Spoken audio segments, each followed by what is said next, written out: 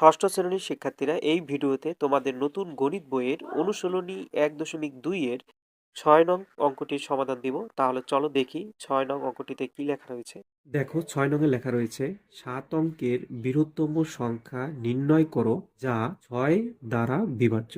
অর্থাৎ তোমাদের 7 অঙ্কের এমন একটি সংখ্যা নির্ণয় করে দিতে হবে যেটি 6 দিয়ে নিঃশেষে ভাগ করা যায়। তো যেহেতু প্রশ্নে 7 অঙ্কের বৃহত্তম সংখ্যা বলছে, সুতরাং আমরা শুরুতেই 7 অঙ্কের বৃহত্তম সংখ্যাটি লিখব। আর যেটি লিখবা তোমরা এভাবে লিখবা, আমরা জানি 7 অঙ্কের বৃহত্তম সংখ্যা।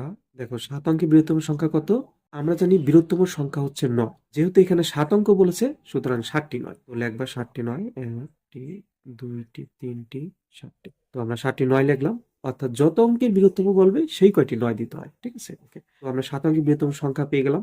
এখন প্রশ্ন বলেছিল 7 অঙ্কের এমন একটি বৃহত্তম সংখ্যা নির্ণয় করো যেটি 6 দ্বারা বিভাজ্য। ঠিক আছে, তো আমরা দেখবো এবার এই সংখ্যাটি 6 দ্বারা বিভাজ্য কিনা। এটি শুরু করার আগেই বলবো যে তোমাদের 3 নঙে কিন্তু এমন নিয়মের অঙ্ক ছিল, কিন্তু এইবার আমরা সেই নিয়মে করব না। কারণ আমি জানি এই অঙ্কটি তোমাদের ওই নিয়মে করলে তার থেকে বেশি লেখা লাগবে এবং সময় বেশি যাবে। সুতরাং আমাদের সাধারণ যে একটি ভাগের নিয়ম রয়েছে সেই ভাগের নিয়মে এই অঙ্কটি করব। যেহেতু দুইটি নিয়মেই করা যায়, তো আমরা যেটি সহজ হবে সেই নিয়মে করব। তো সেটি করার জন্য আমরা প্রথমে কি করবো, এই 7 অঙ্কের বৃহত্তম সংখ্যাটিকে 6 দিয়ে ভাগের মতো সাজাবো। তো ভাগের মতো সাজালে হয় 6, এরপরে 7টি 9। এখন আমরা ভাগ করব। আমি জানি আমরা সবাই ভাগ পারি। তো ভাগের নিয়ম হচ্ছে এই যে ভাজক আছে এটা দিয়ে আমরা সবগুলোকে এক এক করে ভাগ করব। তো প্রথমে আমরা, যেহেতু এখানে একটি সংখ্যা অর্থাৎ 6, সুতরাং আমরা প্রথমে একটির মধ্যে ভাগ করার চেষ্টা করব। তো এখানে আছে 9। এখন 6 9 এর মধ্যে কয়বার যায়, অর্থাৎ 6 এর নামটা কয়বার পড়া যায়? 6 কে 6, 6 দুগুণে 12। দুইবার পড়লে বেশি হয়ে যায়, বেশি নেওয়া যাবে না, তুমি একটু কম নিতে পারবা। তো একবার ভাগ করা যায়, তাই আমরা এখানে লিখবো 1। যতবার ভাগ করা যায় সেটা এখানে। আর হচ্ছে 6 1 কে 6। এবার আমরা বিয়োগ করলে 9 থেকে 6 বিয়োগ করলে পাই 3। ঠিক আছে, তো 6 দিয়ে 3 কে ভাগ করা যায় না, তাই আরেকটি 9 কেটে আনবো। এবার হচ্ছে 39। এবার দেখো 6 এর নামটা কয়বার পড়লে 39 হয়? 6 বার পড়লে হয় 36, আর 7 বার পড়লে হয় 42। তো বেশি তো নেওয়া যাবে না, তো আমরা নিব 6 বার। 6 6 36। বিয়োগ করলে আবার 3 থাকে, তো আরেকটি 9 কেটে আনবো। আরেকটি 9 কেটে আনলে আবার 39, তো আবার 6 বার যাবে। 6 6 36। আবার বিয়োগ করলে 3 থাকে। এবার আরেকটি 9 কেটে আনবো, এবারও 39, তো 6 আবার 6 বার যাবে। 6 6 36। আবার বিয়োগ করলে 3 পাই। এবার আরেকটি 9 কেটে আনি। আরেকটি 9 কাটলে আবার 39, তো আবার 6 বার যাবে। 6 6 36, আগে 3।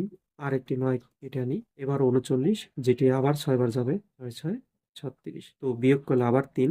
এবার সর্বশেষ আরেকটি 9 রয়েছে, এই 9টিও কেটে আনলাম। তো 39 মধ্যে আবার 6 বার যায়। 6 6 36, তো এবারও বিয়োগ করলে 3 থাকে। যেহেতু আর কোনো 9 বা অঙ্ক নেই, সুতরাং 3ই অবশিষ্ট রইল। এখন এই 3 যদি আমরা এই বৃহত্তম সংখ্যাটি থেকে বিয়োগ করে ফেলি, তাহলে যেই সংখ্যাটা থাকবে সেটা কিন্তু নিঃশেষে বিভাজ্য হবে। অর্থাৎ অবশিষ্টই যদি না থাকে তাহলে তো বিভাজ্য। ঠিক আছে, তো সেটাই আমরা লিখবো।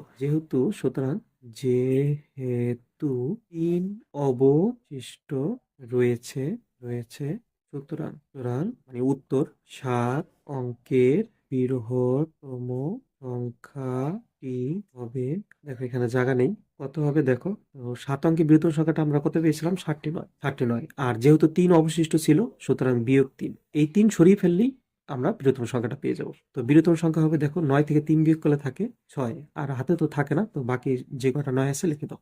ওকে, এই হলো 7 অঙ্কের বৃহত্তম সংখ্যাটি যেটিকে 6 দিয়ে নিঃশেষে বিভাজ্য করা যাবে।